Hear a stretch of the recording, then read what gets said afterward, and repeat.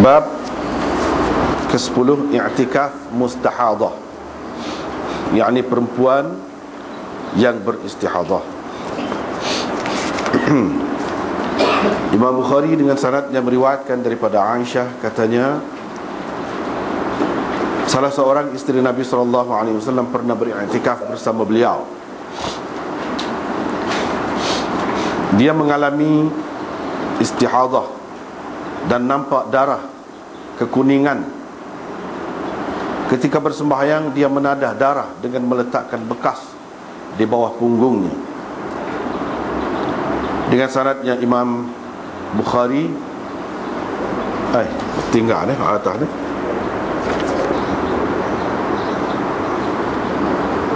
Tinggal atas 298 tu, riwayat daripada Aisyah bahawa salah seorang isteri Nabi SAW yang beristihadah pernah beriktikaf bersama beliau. Kadang-kala dia meletakkan bekas di bawah punggungnya kerana darah yang keluar. Perawi yakni Ikrimah berkata bahawa apabila Aisyah radhiyallahu anha melihat air celupan merah usfur, beliau lantas berkata, merahnya macam darah yang keluar daripada si fulanah. Nah, lepas tu hak tadi, seterusnya hadis 300 juga diriwayat daripada Aisyah bahawa ada salah seorang isteri Nabi SAW beriktikaf dalam keadaan beristihadah.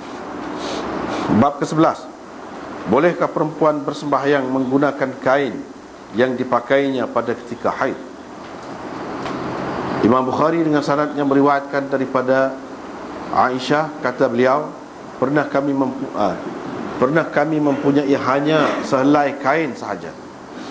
Kain itulah juga yang dipakai semasa haid. Jika kain itu terkena sedikit darah, kami akan meludahnya, yakni pada tempat yang terkena sedikit darah itu, dan mengutisnya dengan kuku. Bab ke-12, pewangi untuk perempuan apabila selesai mandi kerana bersuci daripada haid. Dengan sanadnya Imam Bukhari meriwayatkan daripada Ummi Atiyah, katanya kami dilarang berkabung kerana kematian sesiapa pun lebih daripada 3 hari, kecuali kerana kematian suami iaitu selama 4 bulan 10 hari. Kami juga dilarang bercelak, memakai wangi-wangian dan memakai kain yang berwarna semasa berkabung itu, kecuali kain biasa, yakni kain yang tidak menampakkan sebarang kecantikan dan perhiasan diri. Apabila suci daripada haid dan selesai mandi kerana bersuci daripadanya, kami dibenarkan memakai sedikit kusti azfar, nama wangian.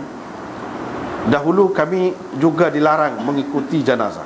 Abu Abdullah berkata, Hisham bin Hassan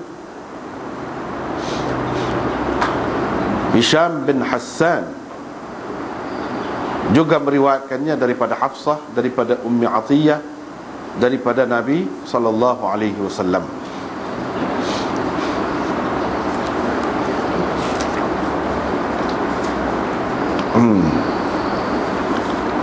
Bab ke-13, perempuan menggosok dirinya apabila bersuci daripada haid. Bagaimana dia perlu mandi dan mengambil secebis kain yang dilumurkan kasturi untuk disapu pada tempat terkena darah. Dengan sanadnya Imam Bukhari meriwayatkan daripada Aisyah bahawa ada seorang perempuan telah bertanya Nabi SAW tentang mandi untuk bersuci daripada haid. Baginda SAW menceritakan kepada perempuan itu bagaimana cara mandinya. Kata baginda SAW, ambillah secebis kain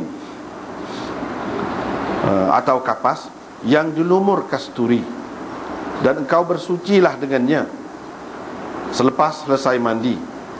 Perempuan itu bertanya, bagaimana saya hendak bersuci dengannya? Sabda Nabi SAW, bersucilah dengannya. Kata perempuan itu lagi, bagaimana saya hendak bersuci dengannya? Nabi SAW bersabda, subhanallah, kamu bersucilah. Kata Aisyah radhiyallahu anha, Aku pun terus menariknya kepadaku sambil berkata, kamu sapulah dengannya tempat terkena darah itu.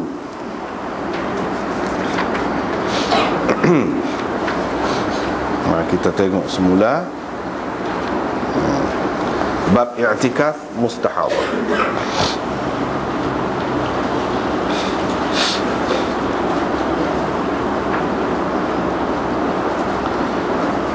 Ini cerita tentang mustahadah, yakni perempuan yang beristihadah. Sebelum ni, iaitu bab yang ke-8, sudah mula dah bab istihadah di situ. Lepas tu diselangi dengan haid, istihadah, pula hari ni, dan seterusnya berselang-seli lagu tu lah. Pasal ada hubungan rapat dengan haid. Hari ni bab yang mula-mula ni, iaitu berkenaan dengan i'tikaf perempuan yang beristihadah. Bolehkah perempuan yang beristihadah itu beriktikaf atau tidak boleh?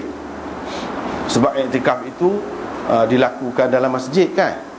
Bila dalam masjid, bolehkah perempuan yang keluar darah lagu ni pergi duduk dalam masjid lama, beberapa hari,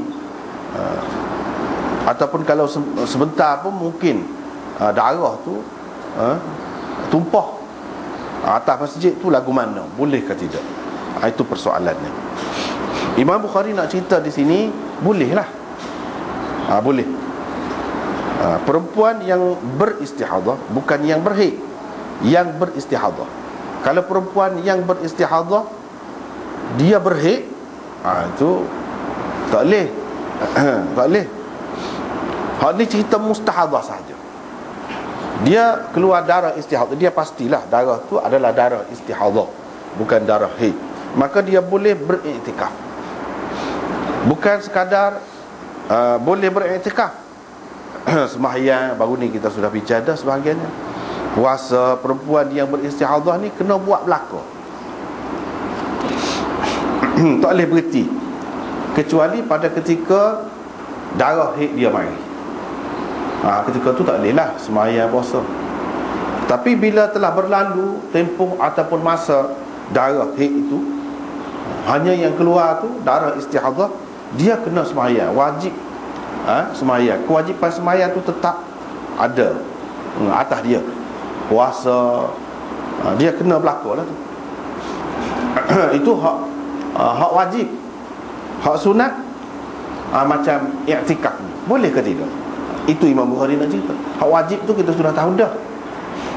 Perempuan yang beristihadah kena buat belaka, dan tidak menghalang dia daripada buat tu. Cuma ada perbezaan pendapat dari segi lagu mana cara, kena mandi ke, setiap kali nak sembahyang, kena ambil air sembahyang ke setiap kali nak sembahyang. Itu saja bezanya. Ada perbezaan pendapat di situ. Tapi dari segi kena buat tu memang kena buat. Hak fardu. Hak sunat lagu mana? Dia nak cerita hari ni. Hak sunat pun perempuan yang beristihadah ni boleh buat. Boleh lah. Boleh buat. Dan dia dapatlah sunat tu. Tidak kata dalam keadaan ni tak boleh, pahala sunat tu tak boleh, tidak digalakkan dia. Tak, digalakkan. Seperti perempuan yang tidak ada masalah lah. Perempuan yang tidak beristihadah, yang tidak keluar darah, boleh juga dia melakukan benda-benda hak sunat lagu ni. Bahkan kalau hak sunat tu berkait dengan sesuatu tempat yang suci pula, dia boleh juga buat di situ. Tidak kata hak sunat yang tidak melibatkan dengan tempat suci saja boleh. Tak, boleh. Ataupun hak sunat yang melibatkan benda-benda yang suci, macam Quran, nak baca Quran.